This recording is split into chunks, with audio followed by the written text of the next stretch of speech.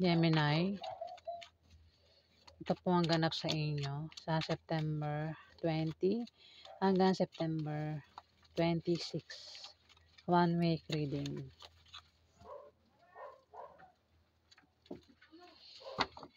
Isa na natin.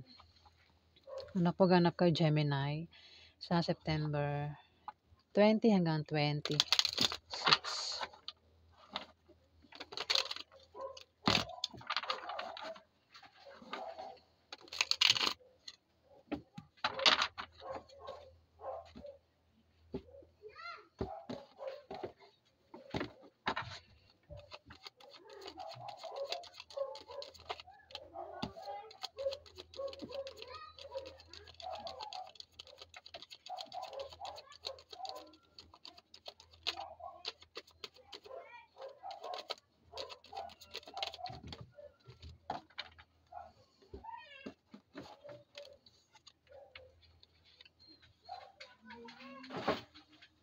May Page of Pentacles dito, Gemini.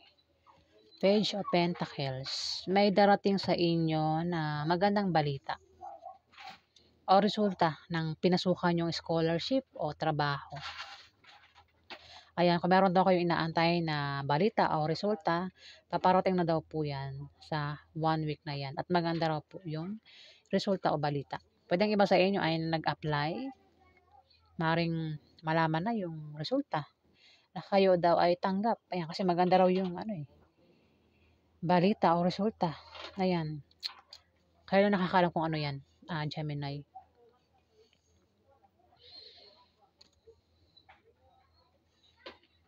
Pwede may paparating na pera, sa 1 week na yan, Gemini. May 6 of Wands dito. May darating na magandang balita. Yun nga, talagang kinukonfirm niya, no? Ibang card siya, pero pareho ang meaning. Talagang magandang balita yun, Gemini, yung paparating. O maaaring may wish ka na magkakatotoo. O baka naman meron kang gamit dyan na gustong-gusto mong mapasa iyo, Gemini. Ayan, magkakaroon ka daw. Pwedeng bilihin mo o maaaring ibigay sa iyo sa 1 week na yan, Gemini. Maaari din na isang tao ang inaantay mo rito na paparating na maaaring makatulong sa iyo o may dala-dala itong balita.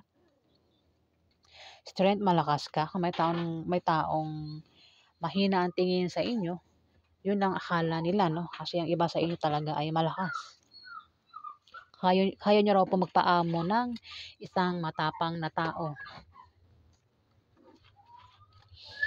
Maaari din naman, Gemini, na kayo daw ay magiging matatag sa 1 week na yan. Kung meron daw kayong position, huwag nyo raw abusuhin yung position nyo. At magtatagumpay daw po kayo sa anumang suliraning darating sa inyo sa 1 week na yan, Gemini. Ayan. Pwede rin baka naman ang iba sa inyo, Gemini, ay may alagang leon, Diba? May mga taong may alagang leon. Pero yung leon nila, hindi mabangis. Maaamo yung alaga nilang leon.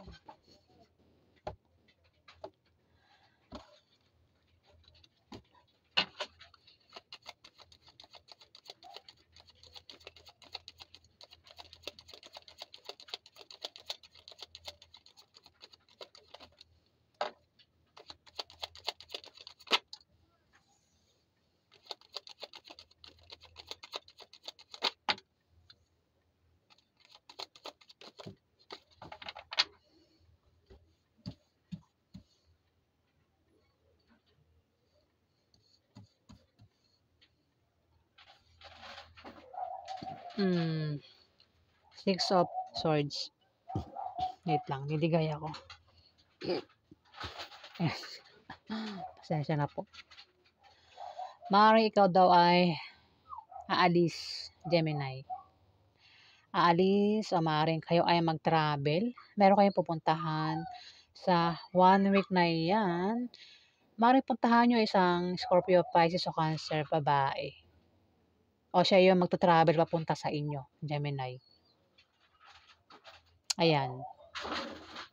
O maaaring kayo ay magpapaalam kung ikaw yung aalis dito, may hindi magandang imbitasyon o pangyayari ang paparating pero kailangan Gemini.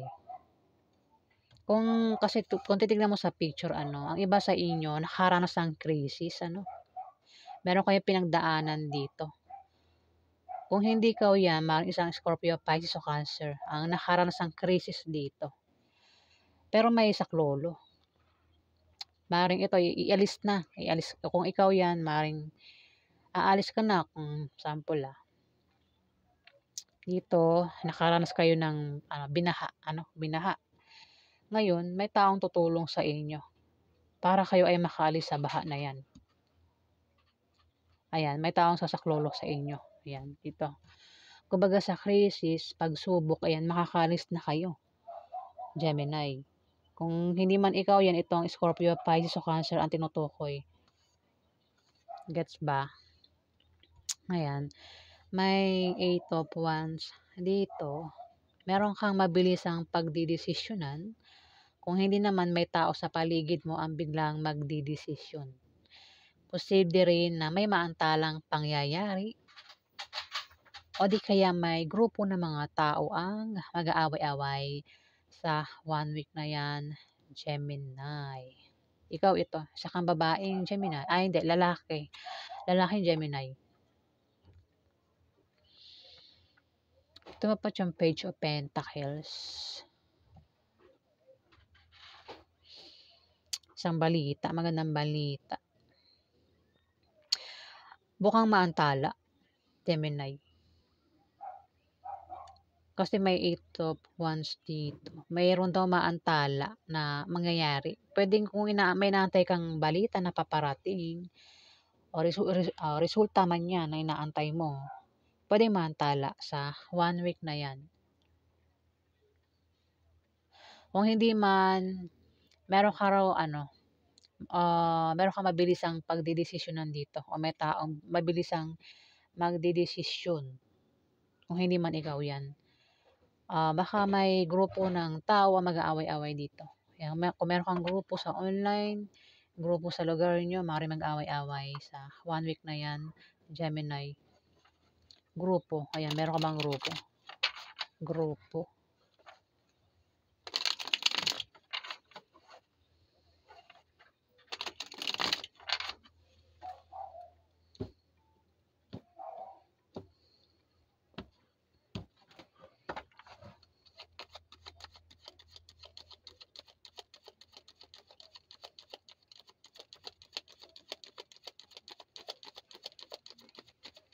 Maring iba sa inyo ay boss,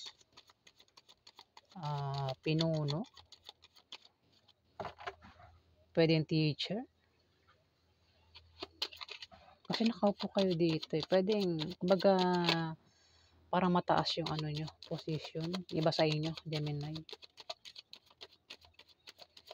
Parang meron kayong iuutos dito, ano.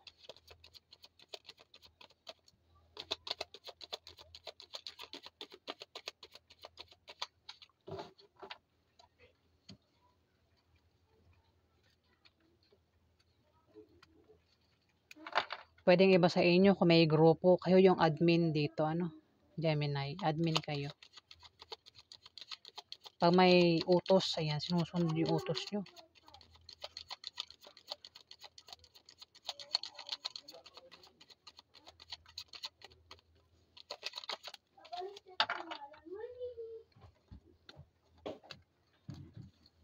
Maaari din na kaya ikaw ay aalis dito, Gemini, mariputan mo nga itong Scorpio, Pisces o Cancer na ito. Mukhang buntis yan, Gemini. Maaaring buntis o baka mabuntis sa 1 week na yan. Kasi Empress tumapat eh. O kung walang buntis, meron daw siyang pinaghihirapan dito, tinatrabaho na magbubunga ng maganda sa 1 week na yan. Pwede yan ay ka-business partner mo, Gemini.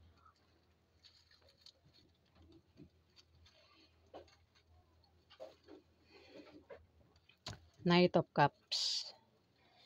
Si Knight of Cups, isang lalaki romantiko, may pagka-sensitive. Hmm, puwede rin naman ikaw 'yan, Gemini.